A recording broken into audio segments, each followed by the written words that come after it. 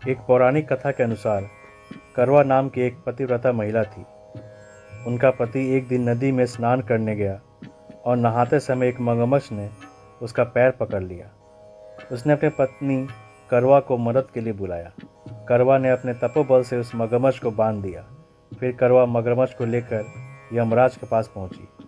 यमराज ने करवा से पूछा कि देवी, आप यहाँ क्या कर रही हैं और आप क्या चाहती हैं। करवा ने यमराज से कहा कि इस मगरमच्छ ने मेरे पति के पैर को पकड़ लिया था, इसलिए आप अपनी शक्ति से इसे मृत्युदंड दें और नरक में ले जाएं।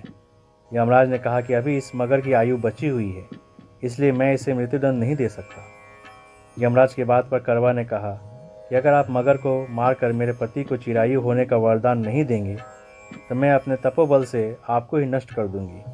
करवा माता की बात सुनकर यमराज के पास खड़े चित्रगुप्त सोच में पड़ गए, क्योंकि करवा के सतीत्व के कारण वे ना तो उसे श्राप दे सकते थे और न ही उसकी बात को अनदेखा कर सकते थे। तब चित्रगुप्त ने मगर को यमलोक भेज दिया और करवा के पति को दीर्घायु होने का आशीर्वाद दिया।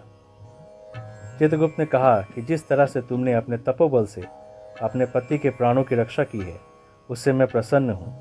मैं वरदान देता हूँ कि आज के दिन जो महिला पूर्ण श्रद्धा के साथ तुम्हारा व्रत करेगी, उसके सौभाग्य की रक्षा मैं स्वयं करूँगा। उस दिन कार्तिक मास की चतुर्थी तिथि होने के कारण करवा और चौथ को मिलाकर इसका नाम करवा चौथ पड़ा।